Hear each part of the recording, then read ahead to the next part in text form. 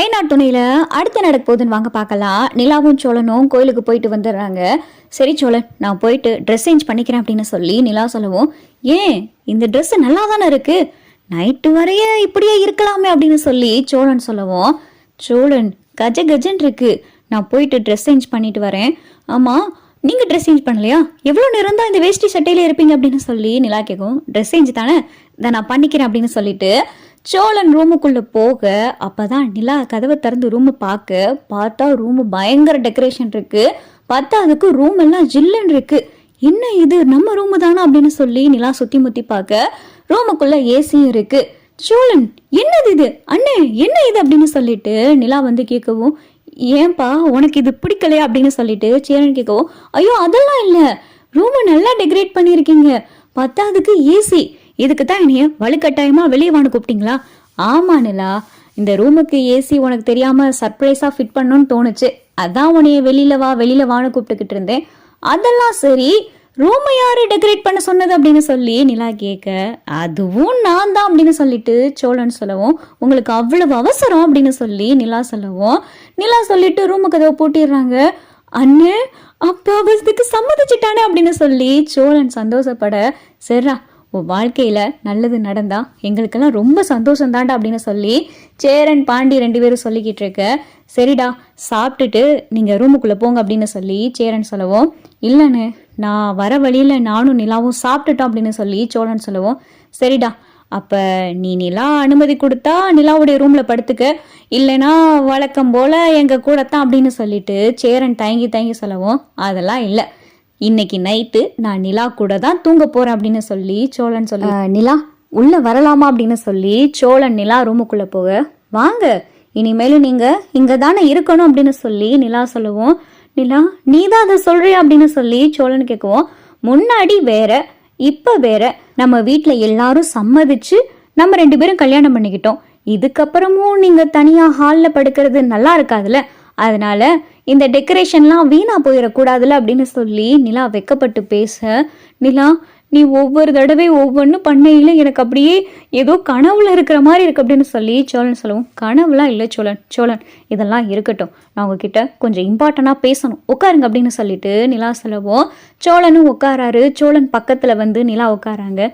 சோழன், இங்க பாருங்க, இதுக்கு முன்னாடி நீங்கள் எவ்வளோ விளையாட்டுத்தனமாக இருந்தீங்க, பொய் சொல்லிக்கிட்டு இருந்தீங்க, அதுக்கப்புறம் தேவையில்லாமல் செலவு பண்ணிக்கிட்டு இருந்தீங்க, இதெல்லாம் இனிமேல் இருக்கக்கூடாது, இந்த ஏசி ஃபிட் பண்ணது கூட என்கிட்ட சொல்லி இருந்திருக்கணும், சரி ஓகே அப்படின்னு சொல்லிட்டு விடுறேன், கல்யாணம் ஆனதுமே ரொம்ப ஸ்ட்ரிக்டாக பேச வேண்டாம்னு நினைக்கிறேன், இனிமேல் என்கிட்ட எல்லாமே சொல்லிட்டு தான் செய்யணும், எது செலவு பண்ணுறாந்தாலும் என்கிட்ட ஒரு வார்த்தை சொல்லிடணும், அது மட்டும் இல்லாமல் 6 மாசத்துல சந்தாவை இங்கே கூட்டிட்டு வர்றது எக்கச்சக்கமான கண்டிஷன் போட்டிருக்காங்கல்ல, அதெல்லாம் நிறைவேற்றனா பணம் தேவையில்ல, எல்லாத்தையும் சேரனால பார்த்துக்கிற முடியாதுல்ல, சேரன் அண்ணா நீங்க பாண்டி நான் எல்லாரும் சேர்ந்து தான் சந்தாவை இங்கே கூட்டிட்டு வர்றதுக்கான கண்டிஷனை நிறைவேற்றணும், 35 லட்சம் 25 பவுன் இதெல்லாம் நிறைவேற்றனா 6 மாசம் ரொம்ப கம்மி தான், அதுக்குள்ள இதெல்லாம் நிறைவேற்றனா நம்ம கொஞ்சம் ஸ்ட்ரிக்டா இருந்தே ஆகணும் அப்படின்னு சொல்லிட்டு நிலா சொல்லவும், கண்டிப்பா நிலா 6 மாசத்துக்குள்ள கண்டிப்பா சேரண்ணனுடைய கல்யாணம் நடந்தே தீரும் அப்படின்னு சொல்லி சோழன் சொல்லவும், பேசிக்கிட்டே இருக்கையில சோழன் நிலாவுடைய தோளுல கைய போட, நிலா பார்க்கவுமே டக்குன்னு வேகமா சோழன் பயந்துக்கிட்டு கையை எடுக்கவும், ஏன் கையெடுத்தீங்க அப்படின்னு சொல்லி நிலா கேட்கவும், அப்ப போட்டுக்கிறவா அப்படின்னு சொல்லிட்டு சோழன் கேட்கவும், தாராளமா, இதுல என்ன இருக்கு, இங்க பாருங்க சோழன், நான் உங்களுடைய ஒய்ஃப், உங்கள் ஒய்ஃபாக நீங்கள் என்கிட்ட எந்த அளவுக்கு உரிமை எடுத்துக்கிற முடியுமோ அந்த அளவுக்கு இருக்கலாம், ஆனால் ஒன்று அப்படின்னு சொல்லி நிலா தயங்கவும், என்ன இப்போ தட்டிக்கு குழந்தை வேணாம் அது தானே சொல்ல போகிற அப்படின்னு சொல்லி சோழன் சொல்லும், அது எப்படி உங்களுக்கு தெரியும் அப்படின்னு சொல்லி நிலா கேட்கவும், எத்தனை சினிமா பார்த்துருப்போம், எல்லா இதுலேயுமே பொண்ணுங்க இதைத்தானே சொல்லுவாங்க, நீ இந்த அளவுக்கு என்கிட்ட க்ளோஸாக இருக்கிறது, ஒரு ரூமுக்குள்ள என்னை தூங்க அனுமதி கொடுத்தது, இதெல்லாமே எனக்கு போதும் நிலா, அந்த குழந்தையெல்லாம் அப்புறம் பார்த்துக்கலாம், முதல்ல சேரனுடைய கல்யாணம், அப்புறம் பாண்டி கல்யாணம், அப்புறம் பல்லவன் நல்லா படித்து நல்ல ஒரு வேலைக்கு போகணும், இதெல்லாம் நம்மளுடைய பக்கெட் லிஸ்ட்டில் இருக்குது, இதுக்கப்புறமா நம்ம குழந்தைய பற்றி யோசிக்கலாம்,